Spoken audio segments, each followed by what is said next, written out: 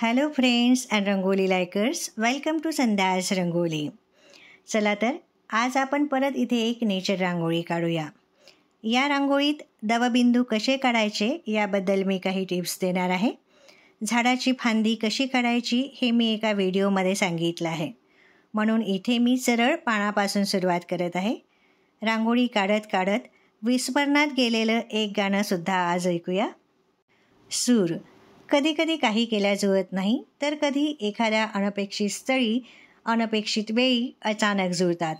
असेच सूर पंडित हृदयनाथ मंगेशकर यांचे जुळले ते कवी आणि ज्येष्ठ गझल सम्राट म्हणून ओळखल्या जाणाऱ्या सुरेश भटांशी. कविवर्य सुरेश भट यांच्या माहेरवाशीन कवितेतली ही कविता, जिला पंडित हृदयनाथ मंगेशकर यांनी संगीत दिले आणि लताबाईंच्या दैवी सुरांनी ही कविता कशी मोहरत गेली त्याचं हे गाणं म्हणजे उत्तम उदाहरण. मनाचं अंगण झुळझुळत ठेवणारं, मेहंदीच्या पानावर झुलणारं, झुलत झुलत गाणारं हे गीत. नुकतीच लग्न होऊन सासरी गेलेली लेक माहेरी आले माहेरवाशीन बनून. माहेर प्रत्येक स्त्रीच्या मनाचा हळवा कप्पा.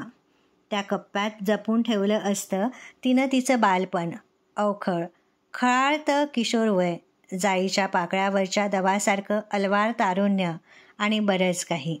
ऐकूया मेहंदीच्या पानावर. मेहंदीच्या पानावर मन झुलते ग, मेहंदीच्या पानावर मन झुलते ग, जाईच्या पाकळ्यास दव अजून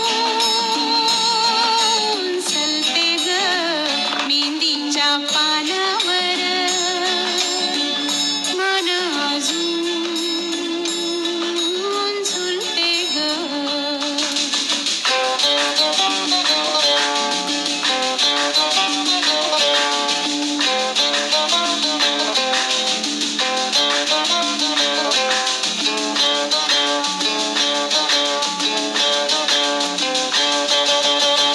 झुळझुळतो अंगणात तोच गारवारा, झुळझुळतो अंगणात तोच गारवारा ग, हुळहुळतो तुळशीचा अजून देह सारा ग, मेहंदीच्या पानावर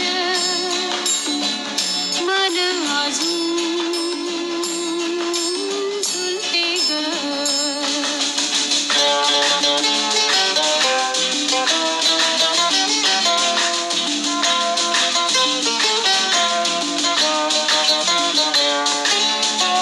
अजून तुझे हळदीचे अंग अंग पिवळे ग, अजून तुझे हळदीचे अंग अंग पिवळे ग, अजून तुझ्या डोळ्यातील मोठेपण कवळे ग, कवळे ग, मेहंदीच्या पानावर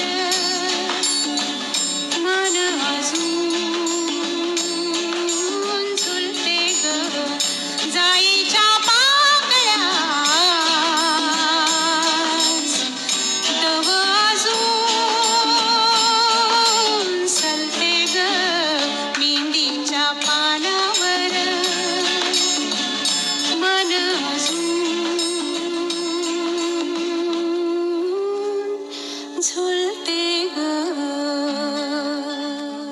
लताबाईंच्या दैवी सुरातलं हे गाणं ऐकल्यानंतर परत मन माहेरच्या आठवणीत रममाण होतो नाही का? या रांगोळीत दवबिंदू काढत असताना पांढऱ्या, काळा आणि केशरी रंगाने शेड्स दिल्यानंतर काळ्या रंगावर पांढऱ्या रंगाच्या रांगोळी परत एक छोटासा टिंब देणं आवश्यक असते. हा टिंब दिल्यानंतर तो दवबिंदू अगदी परफेक्ट होतो आणि 3D होतो. मला खात्री आहे की तुम्ही ही रांगोळी नक्की ट्राय कराल. तुम्हाला जर ही रांगोळी आवडली असेल तर लाईक करा आणि हो, कमेंट्स करायला विसरू नका, कारण तुमच्या कमेंट्सनी मला नवीन ऊर्जा मिळते, प्रोत्साहन मिळते.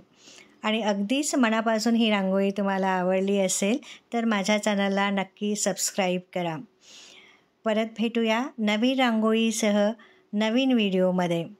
व्हिडिओ पूर्ण बघितल्याबद्दल खूप खूप आभार. थँक्यू. मेंदीच्या पाना